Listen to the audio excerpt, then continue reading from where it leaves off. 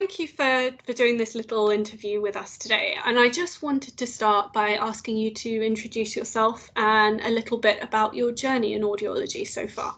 Okay, well, thank you for having me, and thank you for thinking of me to participate in this workshop that you're actually doing, which I think is wonderful. My name is Raul Garcia Medina. I'm an audiologist. I've been an audiologist for a hell of a long time. It all started in 1853. Cutting to the point. I qualified in Spain. I'm from Malaga originally. I studied in Barcelona. Qualified in 1995, 1996, arrived in the UK with a grant. And then I was placed in Wolverhampton. That was part of the actual NHS. It's a hospital called New Cross Hospital. It's a wonderful audiology family that lives over there that really took me under their wing and really, really looked after me. So I'm really, really grateful to them for the experience that they gave me back then. Excuse me.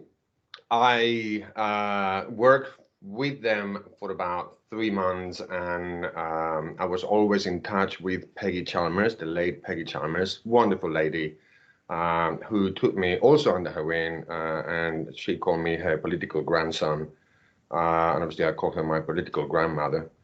And then in conversation, she said, yeah, what you've done in Spain is great, but it's not enough for the UK. So you're going to have to do a degree in audiology. So she actually shipped me over to Nescott to do a degree in audiology, which I did. And then I carried on working. So this is a program that allows you to continue to work. There was block terms, so 1 week a month release whilst you were still working, which I thought was great.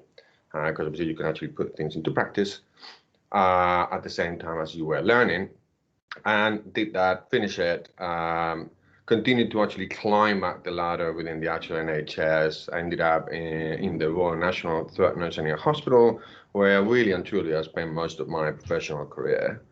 Whilst I was there, I also decided to join the Manchester University in order to do an MSc, which ended up being a postgraduate degree.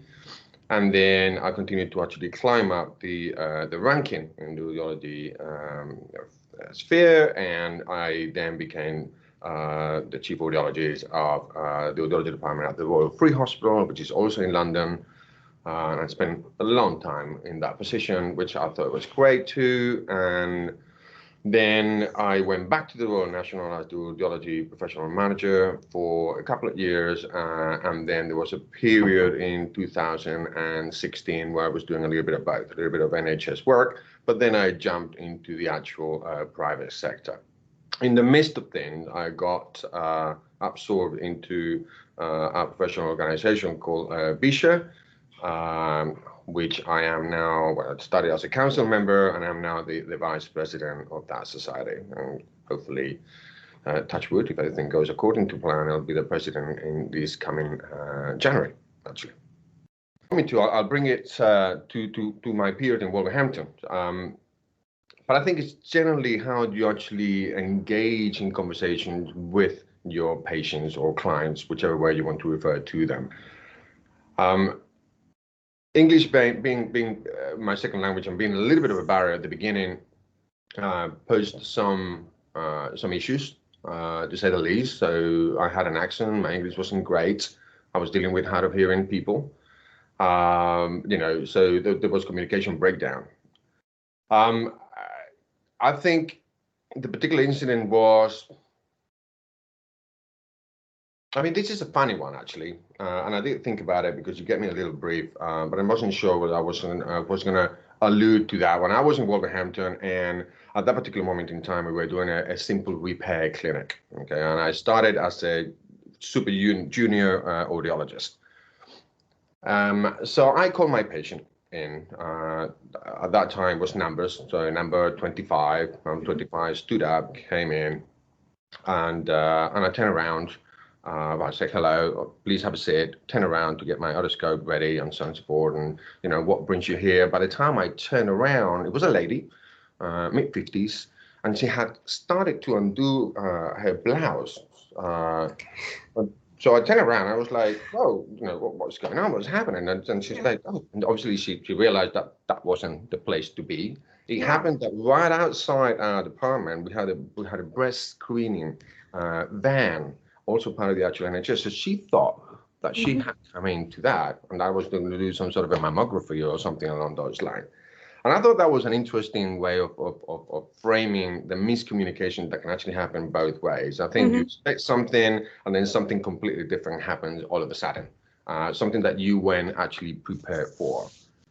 And I think that particular moment and the situation that I was in with my English, with Wolverhampton, and the accent in Wolverhampton, that really sort of was the time where I thought, really, I had to do something about communication here. I really had to improve my English, improve my structure, improve the way I convey messages to my patients. And it's been a learning curve. And I think I'm still learning. I don't think you ever stop learning about communication. Now having to give conferences, calls, having to obviously address large audiences, and you learn different skills as you go along.